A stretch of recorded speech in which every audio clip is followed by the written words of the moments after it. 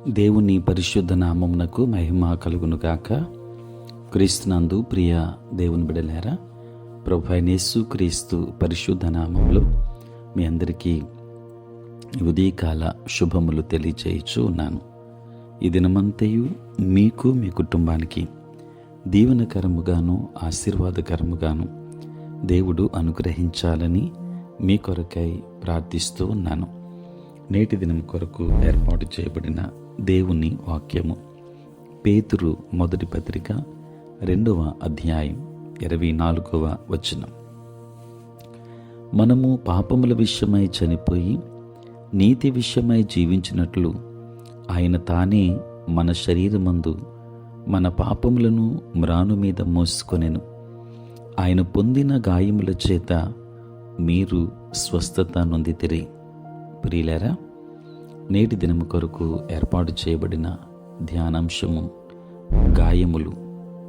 ప్రియులారా, యెషయా గ్రంథం 52వ అధ్యాయం 13 నుండి 15 వచనాలు మరియు 53వ అధ్యాయాలు మనం చదివినప్పుడు ప్రియ రక్షకుడు మన కొరకు ఎంత వేదన భరించాడో, ఏమాత్రము కనికరం లేకుండా యేసు ప్రభుని కొరడాలతో కొట్టారు మనకు జ్ఞాపకం చేయబడుతుంది.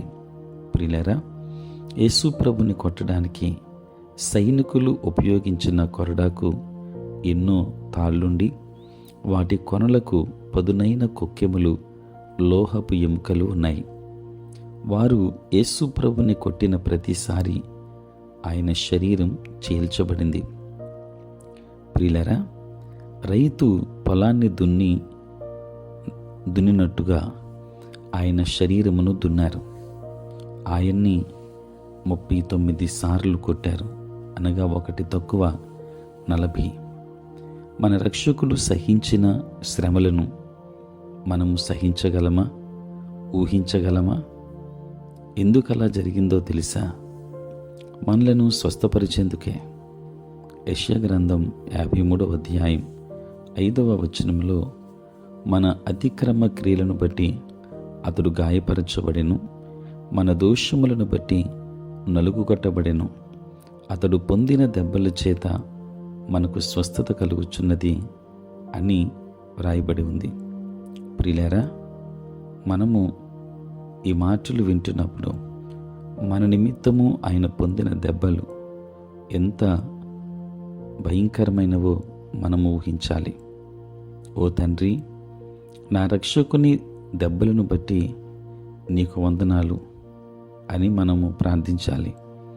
పాస్టర్ డేవిడ్ యంగ్చో అనేటువంటి వారు వ్రాసినటువంటి పుస్తకంలో ఒక సన్నివేశాన్ని ఆయన జ్ఞాపకం చేశారు.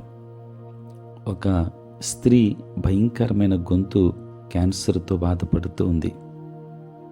ఆమె పాస్టర్ గారి దగ్గరికి వెళ్ళి స్వస్థత కొరకు ప్రార్థించమని అడిగింది. అప్పుడు పాస్టర్ యాంగిచో గారు యేసు ప్రభుని దెబ్బల గురించి వివరించారు. తన విశ్వాసాన్ని సాధన చేస్తూ ఉండమని చెప్పారు. అంతేకాక, యేసయ్య, నీ దెబ్బల చేత నేను స్వస్థత పొందాను అని పేపరుపై 1000 సార్లు రాయమని చెప్పారు. ప్రియులారా, ఆమె ఆయన చెప్పినట్టు 999 సార్లు వ్రాయడానికి ఎన్నో గంటలు పట్టింది. అయినా ఏమీ జరగలేదు. అప్పటికే వ్రాసి అలసిపోయింది. చివరికి తనకున్న బలాన్నంతా కూడగట్టుకుని గొప్ప విశ్వాసంతో నీ దెబ్బల చేత నేను స్వస్థత పొందాను అని పెద్ద స్వరంతో చెప్పడంతో ఆమె గొంతు సంపూర్తిగా స్వస్థపరచబడిందట. ప్రియులారా, ఇది కథ కాదు, జరిగిన పరమ సత్యం. దేవుని బిడ్డలారా, దేవుని రేమ మాటలు పదే పదే చెప్పడం వల్ల మన జీవితంలో అద్భుతాలు జరుగుతాయి. ఎందుకంటే ఆయన మాటలు జీవమంది కనుక ఆయన మాటలు విందాం. ఆయన మాటల ప్రకారంగా మనము జీవిందాం. ఆయన మన కొరకు పొందిన గాయములను జ్ఞాపకం చేసుకుందాం. మన హృదయాలలో ఆయనకు స్థలాన్ని ఇద్దాం. ఆయనను వెంబడించడానికి ఒక చక్కటి తీర్మానాన్ని తీసుకుందాం. దేవుని ఆశీర్వాదాలు పొందుకుందాం. దేవుడు మిమ్మను మీ కుటుంబాన్ని దీవించును గాక. ఆమేన్. ప్రార్థన.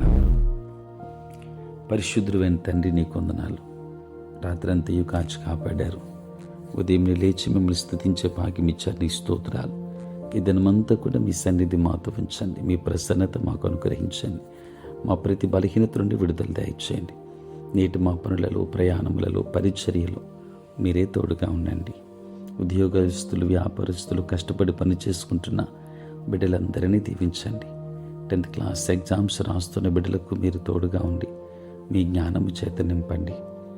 తండ్రి, పుట్టినరోజు, పెళ్లి రోజు జరుపుకునిచున్న బిడ్డలను దీవించి నూతన ఆశీర్వాదములతో వారిని నింపండి.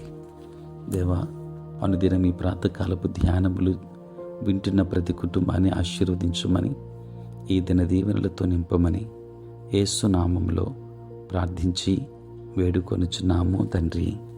ఆమేన్. తండ్రి, కుమార, పరిశుద్ధాత్మ త్రియేక దేవుని దీవెన సదా మీకును మీ అందరికీ తోడే ఉండును కాక. ఆమేన్.